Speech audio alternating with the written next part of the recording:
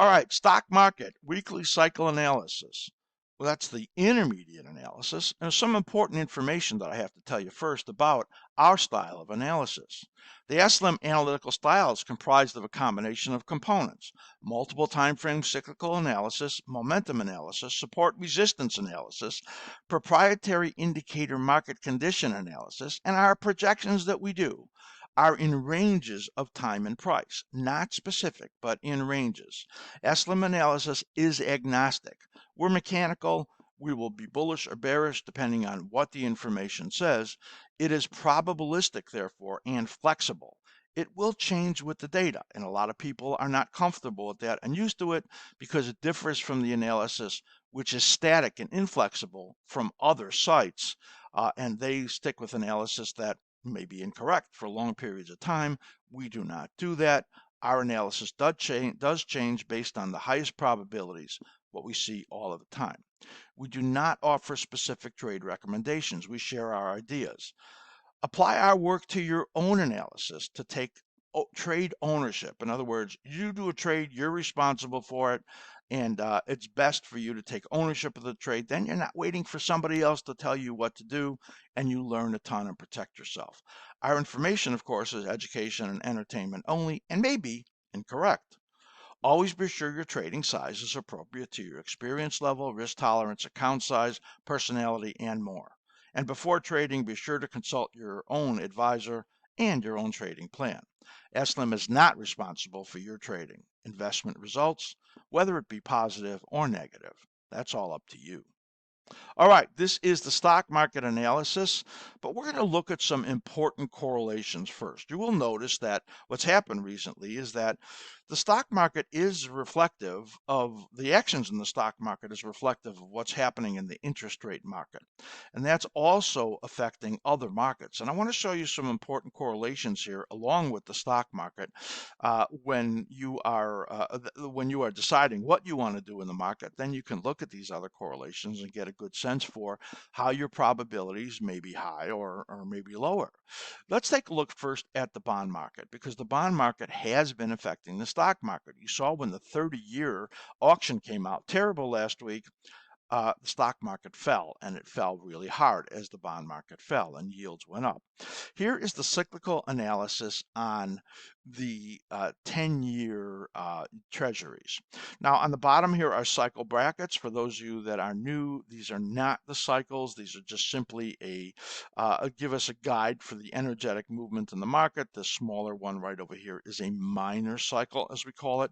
The bigger ones are the more dominant cycles. Now you can see in here the shape of this cycle is positive. But here, as the 10 years came down and interest rates went up, the stock market then struggled in the last week.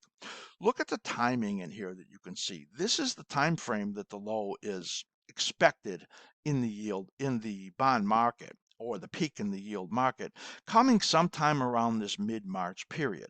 That means that if you believe that the bond market is exhibiting a force on the stock market, then that would be a negative force during this period. And you can see in here where momentum turned up on our reversal scout, our proprietary indicator for level 4 members. It moved the market to the upside. Here where it turned down, the market moved to the downside through that cycle trough.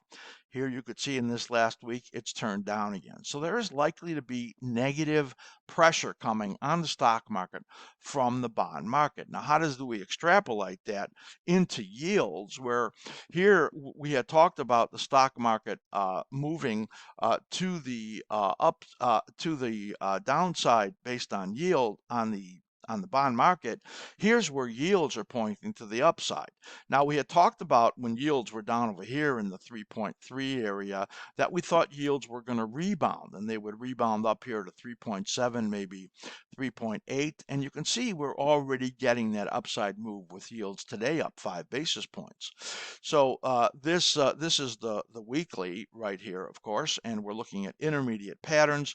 And this rally in interest rates is likely to take you out over here to that same time frame that we talked about, the decline in the treasury notes. So that means that you're likely to see pressure on the upside in yields, pressure on the downside in treasuries out through sometime in mid-March. That is going to negatively affect the stock market, and it's possible to see yields all the way up here at about 3.95%. It may take more time to get there, or it could spike up there right now. So yields, the bond market and yields are likely to be putting some pretty good pressure on the stock market sometime soon. Now let's take a look at another interesting one, which is high yields. These are the corporate high yields in here, and beautiful cyclic action we've seen in here for many years. And look at how this lines up. As the stock market pulled back, so did the HYG. Remember, this is a weekly chart. And this also points to a decline, in this case out into the early April period. And you know that we thought our period of risk in the stock market was from February out to early April. It's actually late January, but that has proven to hold up through that period. So in this case, you can see this would be a positive formation if it did that, and then another rally out here. This is where I think the stock market's going to do better, but here's that period of risk right over here, which takes out another 4 or 5 weeks or a little bit more, and that is likely to put more pressure on the stock market.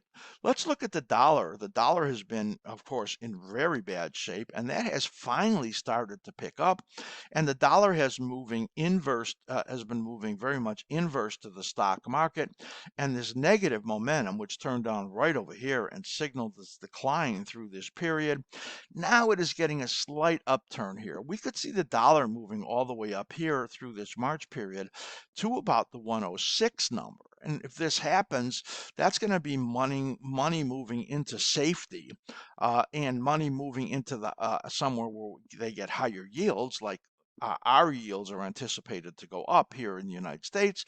So that would be lifting up the dollar, and it would be most likely putting pressure on the stock market. Now let's just look at one more thing that correlates with all of these, because Arvi earlier in the show gave you the analysis on gold looking at weekly and daily.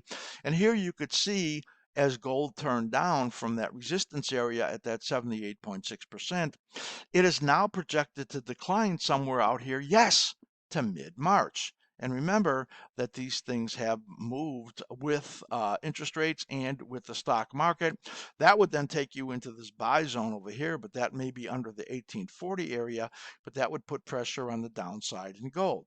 So I wanted to show you all of those correlations in there before I looked at the stock market, because I thought they're important.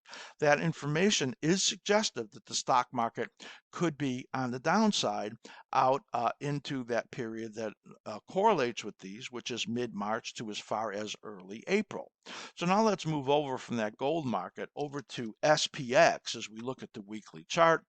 And this is the S&P 500 chart that we're looking at. Again, very busy chart. A lot of people that are not used to seeing this chart will say it's too busy for them.